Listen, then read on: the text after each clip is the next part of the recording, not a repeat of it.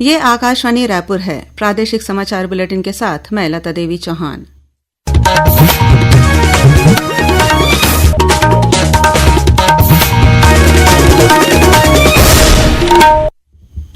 और अब पेश है आज के मुख्य समाचार। केंद्रीय मंत्रिमंडल ने प्रधानमंत्री कृषि सिंचाई योजना की उप योजना के रूप में कमांड एरिया डेवलपमेंट और जल प्रबंधन के आधुनिकीकरण को दी स्वीकृति।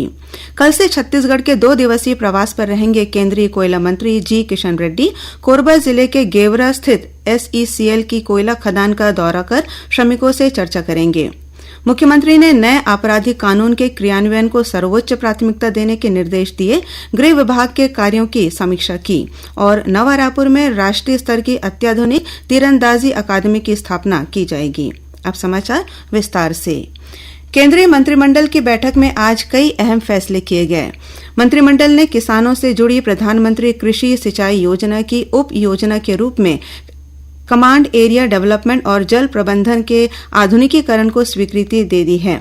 सूचना और प्रसारण मंत्री अश्विनी वैष्णव ने बताया कि इस योजना का आरंभिक परिव्यय 1,600 करोड़ रुपए है। श्री वैष्णव ने कहा कि इससे किसानों को प्रति बूंद अधिक फसल प्राप्त करने में सहायता मिलेगी और 78 परियोजनाओं में 80,000 किसानों को शामिल किया जाएगा। इस योजना का उद्देश्य मौजूदा नहरों और अन्य स्रोतों से निर्दिष्ट क्लस्टर में सिंचाई के पानी की आपूर्ति के लिए सिंचाई जल आपूर्ति नेटवर्क का आधुनिकीकरण करना है।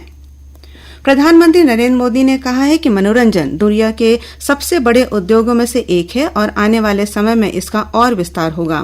निजी समाचार चैनल द्वारा आयोजित एक कार्यक्रम को संबोधित करते हुए श्री मोदी ने कहा कि कला और संस्कृति को प्रोत्साहित करने के लिए केंद्र सरकार अगले महीने मुंबई में विश्व ऑडियो विजुअल और मनोरंजन शिखर सम्मेलन वेव्स का आयोजन कर रही है। उन्होंने कहा कि वेव्स भारतीय कलाकारों को अपनी सामग्री बनाने और उसे वैश्विक मंच पर ले जाने के लिए सशक्त बनाएगा। मुख्यमंत्री विष्णुदेव साय ने आज मंत्रालय में गृह विभाग के कार्यों की समीक्षा की। बैठक में मुख्यमंत्री ने नए आपराधिक कानून भारतीय न्याय संहिता के क्रियान्वयन को सर्वोच्च प्राथमिकता देने के निर्देश दिए। उन्होंने कहा कि सभी जिलों में चरणबद्ध तरीके से कार्यशालाओं और सेमिनारों का आयोजन किया जाए, जिसमें केस स्टडी और मॉक ट्रायल के माध्यम से प्रशिक्षण दिया जाए। बैठक में मुख्यमंत्री ने अपराध अनुसंधान प्रणाली को अधिक प्रभावी, वैज्ञानिक और प्रामाणिक बनाने पर जोर दिया। उन्होंने कहा कि आपराधिक प्रकरणों में केवल गिरफ्तारी ही नहीं बल्कि सटीक और पुख्ता साक्ष्य के आधार पर विवेचना की जाए ताकि अभियुक्तों को सजा दिलाई जा सके। उन्होंने कहा कि पीड़ितों को समय पर न्याय दिलाना राज्य सरकार की प्राथमिकता है। मुख्यमंत्री ने साइबर अपराधों की बढ़ती चुनौती को देखते हुए साइबर सेल को तकनीकी रूप से सक्षम बनाने और जनता को साइबर जागरूकता से जोड़ने के लिए अभियान चलाने के निर्देश भी दिए। छत्तीसगढ़ लोक सेवा आयोग CGPSC घोटाले मामले में शशांक गोयल की जमानत याचिका छत्तीसगढ़ उच्च न्यायालय ने खारिज कर दी है। आज इस मामले की सुनवाई न्यायाधीश BD गुरु ने की। इससे पहले शशांक गोयल ने CBI की स्पेशल कोर्ट में भी जमानत के लिए आवेदन किया था, जिसे कोर्ट ने खारिज कर दिया था। गौरतलब है कि CGPSC द्वारा वर्ष 2020 से 22 के बीच आयोजित परीक्षा और इंटरव्यू में VIP और उनके रिश्तेदारों के चयन पर गंभीर सवाल उठे थे। इस मामले में CGPSC के पूर्व अध्यक्ष टामन सिंह सोनवानी, बजरंग पावर के निदेशक श्रवण कुमार गोयल और deputy controller exam Lalit Ganveer को पुलिस पहले ही गिरफ्तार कर चुकी है। केंद्रीय कोयला मंत्री जी किशन रेड्डी कल 10 अप्रैल से छत्तीसगढ़ के 2 दिवसीय प्रवास पर रहेंगे। अपने प्रवास के दौरान श्री रेड्डी कल कोरबा जिले के गेवरा स्थित SECL की कोयला खदान की समीक्षा करेंगे।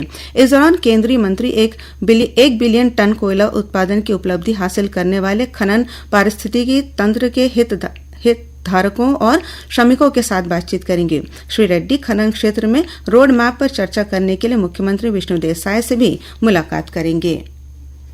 छत्तीसगढ़ उच्च न्यायालय में आज बिजली कंपनी के खिलाफ दायर याचिका पर सुनवाई हुई। कोर्ट ने Chhattisgarh state power holding company को याचिकाकर्ताओं को बॉन्ड नंबर देने और 3 महीने के भीतर जूनियर इंजीनियर के पद पर पदोन्नति आदेश जारी करने के निर्देश दिए हैं।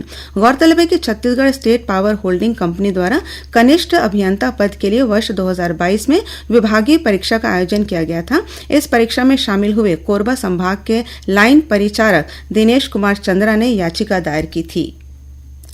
सड़कों पर अतिक्रमण और मवेशियों के कारण हो रही दुर्घटनाओं को लेकर छत्तीसगढ़ उच्च न्यायालय ने नाराजगी जताई है।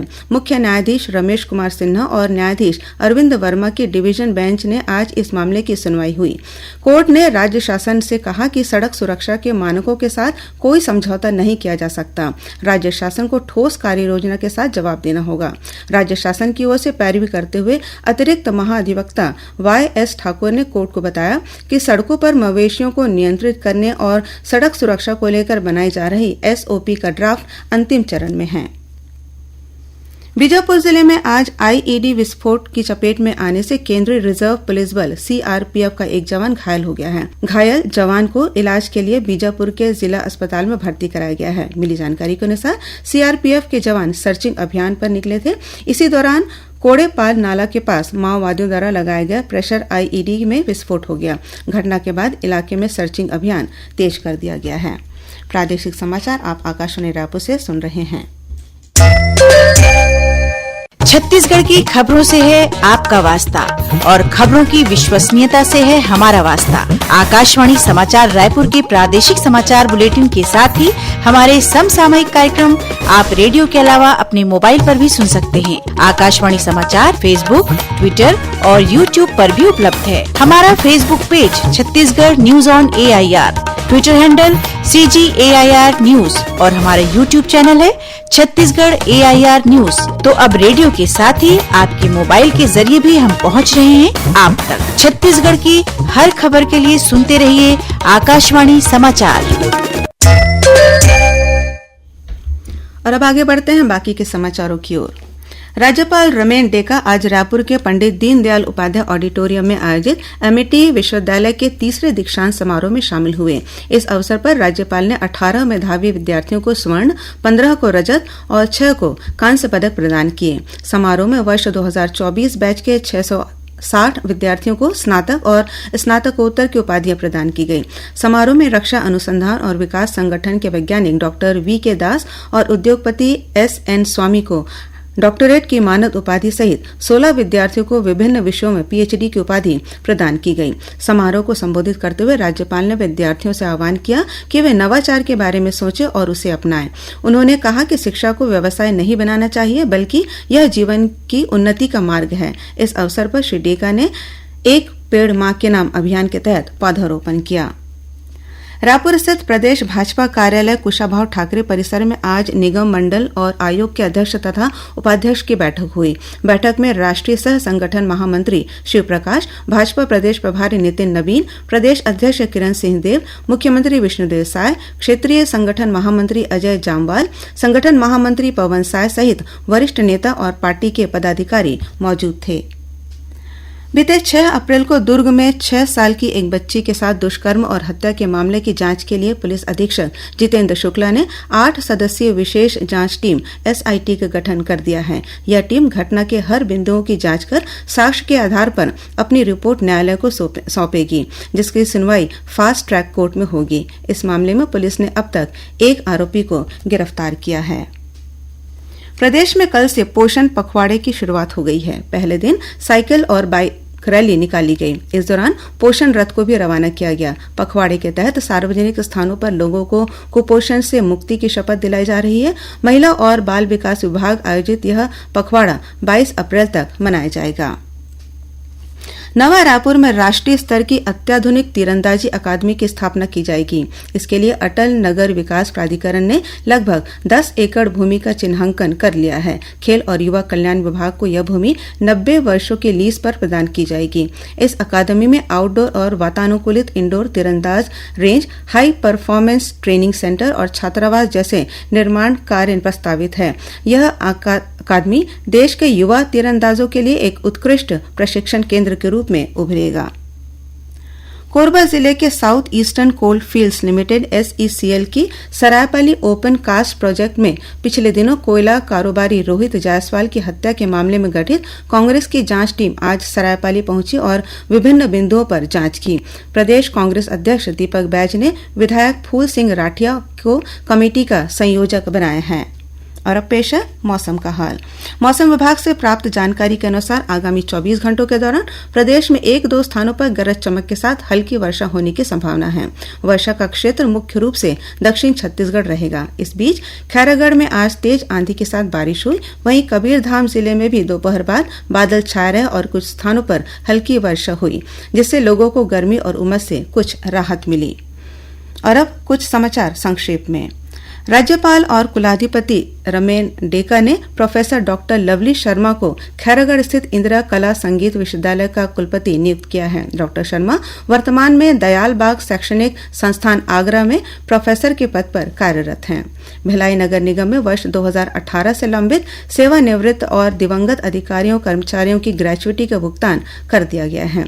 सक्ती जिले के हसौद थाना क्षेत्र में मलदाखार में ईंट से भरे ट्रैक्टर ट्रॉली के पलट जाने से एक मजदूर की मौत हो गई, जबकि 2 अन्य मजदूर घायल हो गए हैं। इसी जिले के चंद्रपुर में ट्रक की चपेट में आने से मोटरसाइकिल सवार एक व्यक्ति की मौत हो गई। और प्रधानमंत्री इंटर्नशिप योजना के तहत गौरेला पेंड्रा मरवाही जिले के पेंड्रा स्थित शासकीय औद्योगिक प्रशिक्षण संस्थान में 11 अप्रैल को पंजीयन शिविर का आयोजन किया जाएगा। अंत में मुख्य समाचार एक बार फिर। केंद्रीय मंत्रिमंडल ने प्रधानमंत्री कृषि सिंचाई योजना की उप योजना के रूप में कमांड एरिया डेवलपमेंट और जल प्रबंधन के आधुनिकीकरण को दी स्वीकृति। कल से छत्तीसगढ़ के 2 दिवसीय प्रवास पर रहेंगे केंद्रीय कोयला मंत्री जी किशन रेड्डी। कोरबा जिले के गेवरा स्थित SECL की कोयला खदान का दौरा कर श्रमिकों से चर्चा करेंगे।